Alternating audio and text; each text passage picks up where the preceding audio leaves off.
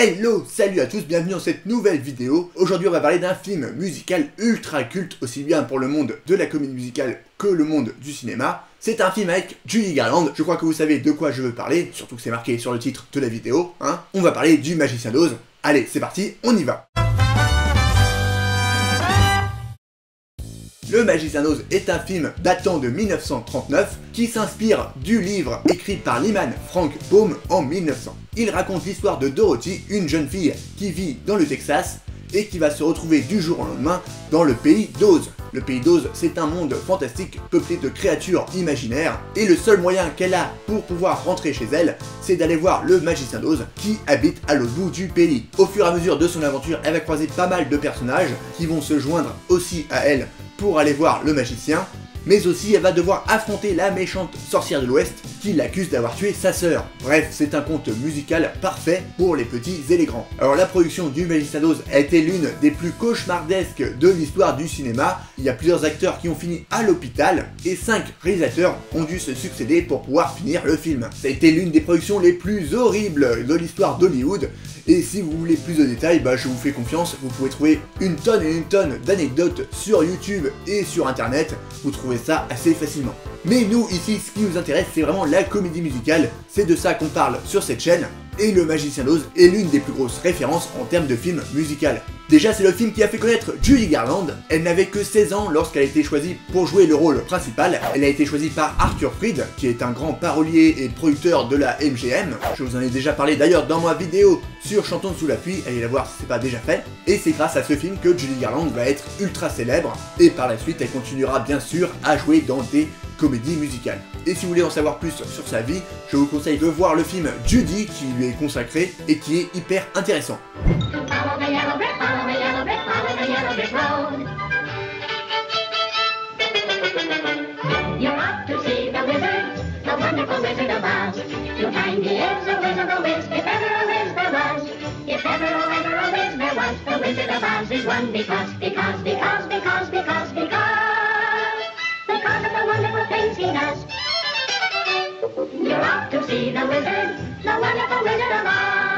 Mais l'anecdote la plus intéressante concerne bien évidemment la chanson culte du film Over the Rainbow. En effet, le studio voulait d'abord la supprimer parce qu'il trouvait que ça nuisait au rythme du film, surtout au début où il faut que ça aille assez rapidement pour pas que le spectateur décroche. Mais Arthur Freed, et oui, encore lui, se batta pour qu'on garde la chanson dans le film, et il a eu raison parce que Over the Rainbow a remporté l'Oscar de la meilleure chanson originale, et maintenant c'est l'une des chansons les plus cultes de l'histoire de la comédie musicale. D'ailleurs c'est l'une des premières I Want Song de l'histoire, une I Want Song comme son nom l'indique. Cela permet de mettre en avant les motivations et ce que désire le plus un personnage, souvent le personnage principal, et donc en général cette chanson se place au début de l'intrigue et sert de moteur à l'histoire.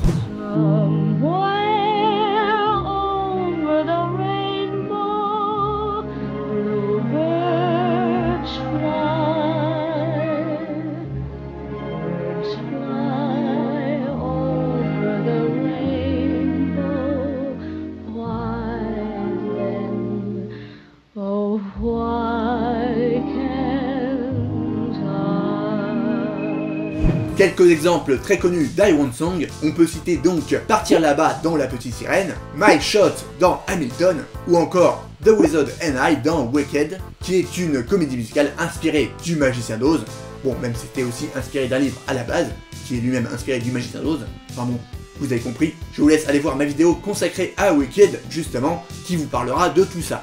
Over the Rainbow a ensuite bien sûr été repris plusieurs fois dans l'histoire de la musique. Il y a eu par exemple Phil Collins, Ariana Grande ou encore Is pour la reprise la plus connue, et la chanson continuera bien sûr à suivre Judy Garland tout au long de sa carrière, et elle la chantera régulièrement aussi dans ses concerts. Une chanson qui a marqué les esprits donc, tout comme le film, même si c'était pas évident à la base, puisque lors de sa sortie, il n'a pas fait non plus grand bruit, mais c'est au fur et à mesure des années, au fur et à mesure des décennies, et aussi bien évidemment grâce à de multiples rediffusions à la télévision que le film est devenu culte et s'est inscrit dans l'inconscient collectif des Américains. On ne compte plus du coup le nombre de comédies musicales et de films qui en font référence, et c'est donc tout naturellement que Le Magicien d'Oz a été adapté plusieurs fois en comédie musicale. La plus connue d'entre elles, c'est bien évidemment celle datant de 2011, créée par Andrew Lloyd Webber, qui est le compositeur entre autres du Fantôme de l'Opéra et de Cats, c'est vraiment quelqu'un qui pèse dans le milieu, et pour cette version, il reprend la plupart des chansons du film, mais aussi il en crée de toutes nouvelles, spécialement pour l'occasion.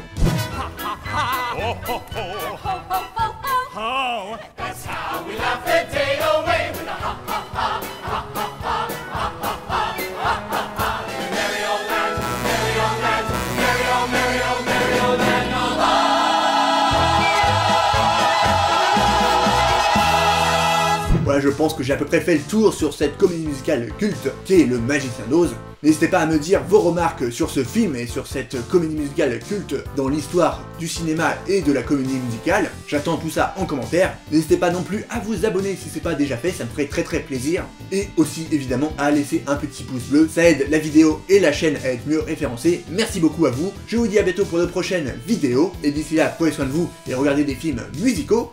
Ciao!